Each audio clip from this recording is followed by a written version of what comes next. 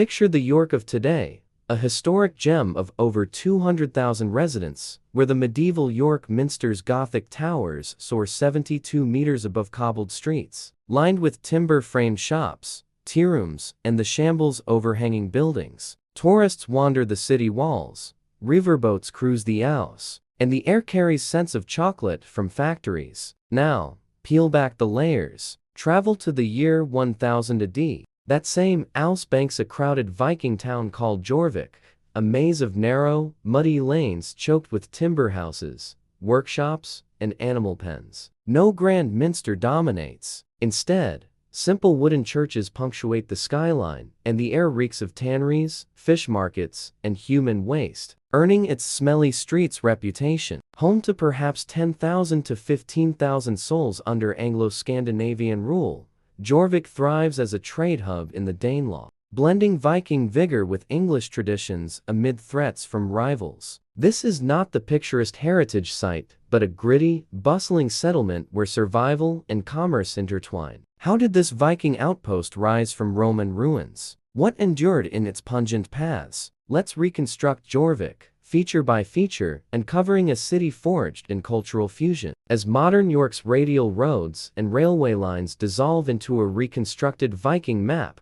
see how Jorvik's urban layout in 1000 AD adapted Roman foundations to Scandinavian practicality. The city occupied about 50 hectares on the Ouse and Foss River's confluence, a strategic site since Roman Ebracum. Archaeological excavations by the York Archaeological Trust at Coppergate reveal a dense grid evolving from 9th century Viking conquests in 866, when Danes captured York from Northumbrians, as recorded in the Anglo-Saxon Chronicle. The layout centered on the Ouse's east bank, with main streets like Coppergate, from Old Norse Kopari Gata, meaning Cup Maker's Street, running east-west, 4–6 meters wide, and surfaced with timber planks over mud to combat flooding. These intersected north-south paths like Pavement, from Pavement, market area, forming irregular blocks shaped by the river's meanders. Bridges spanned the Ouse,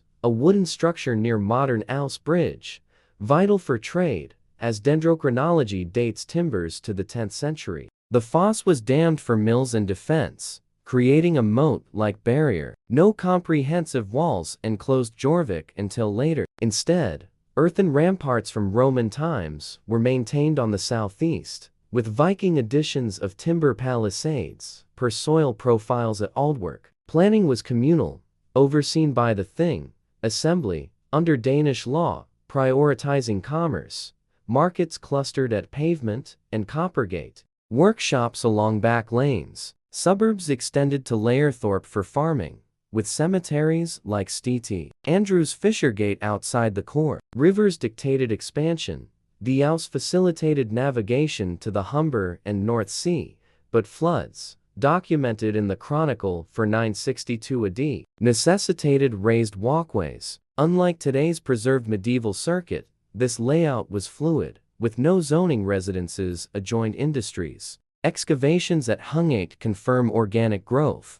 Paths realigned over time, reflecting Viking adaptability. This practical design not only supported trade, but framed the architecture rising within it. Visuals overlay contemporary brick and stone with Viking timber, thatched roofs cluster along Coppergate, smoke curling from hearths. In 1000 AD, Jorvik's architecture was predominantly wooden and functional, drawing on Scandinavian hall traditions blended with Anglo-Saxon elements. The Coppergate digs uncovered over 40 buildings, dated via dendrochronology to 930975 AD, showing post and wattle construction. Oak posts 20–30 cm thick, sunk into ground, with walls of interwoven hazel ones daubed with clay and dung for insulation. Houses were rectangular, 5–7 meters wide by 10–15 meters long, single story with sunken floors 0.5–1 meter deep for warmth.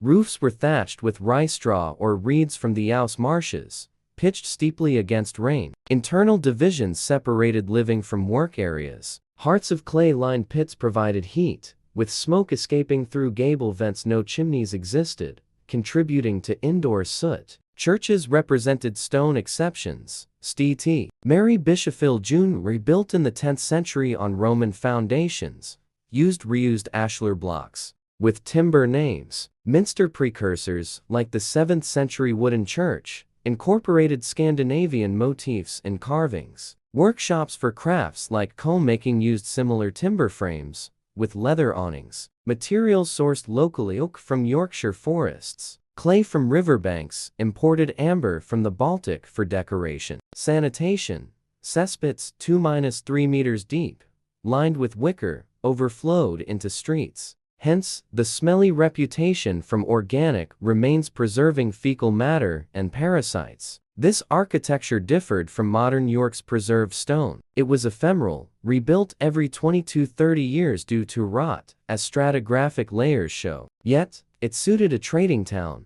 fostering density and flexibility, reflecting the social hierarchies within. Crowd the lanes with tunics and cloaks, a fraction of today's populace. Around 1000 AD, Jorvik's population hovered at 10,000 to 15,000, estimated from building density and cemetery data. This marked growth from 9th century lows post-conquest, fueled by immigration. Social classes fused Anglo-Saxon and Scandinavian under Danish law. At the apex, earls like those appointed by Nut, controlling manors. Merchants, Koutmen, formed an elite, trading from larger halls. Artisans and freeholders, BND, 50–60, smiths, weavers, per workshop tools at Coppergate. Thralls, slaves, 10–20, labored in households. Women held property under Danish law, managing trades. Children apprenticed young. Burials at St. Helen on the walls show diversity. 40% Scandinavian via isotope analysis. Diets: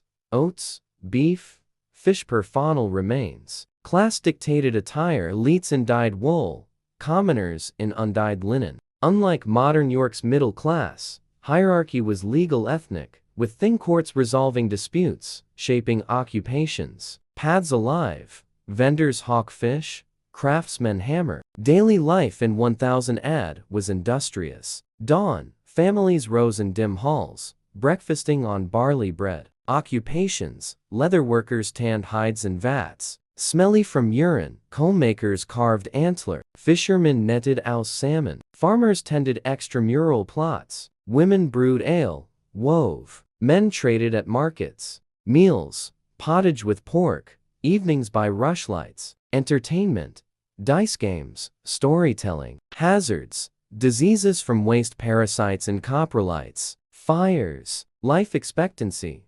35 to 40 years. Community: feasts on saints' days. Contrasted modern leisure life was labor-intensive, communal. Markets thrive: amber traded for wool. Trade boomed via Ouse to Scandinavia, per Baltic imports. Economy: craft-based, silver coins. Nuts: shifts, nuts rule stabilized. Unlike York's tourism, economy was export-driven. Assemblies meet, laws debated. Under Eric Bloodaxe to Nut, Viking kings ruled. Structure: thing at Earlsborough. Consequences: integration with England. Churches ring, Christian, post 6–7 baptism. Minster school taught. Pagan remnants in graves. Influence: moral framework. Families share sagas, Anglo-Scandinavian blend. Norms: hospitality, law codes. Ramparts manned, archers ready. Defense: rivers, palisades. Warfare: Viking raids shifted to defense.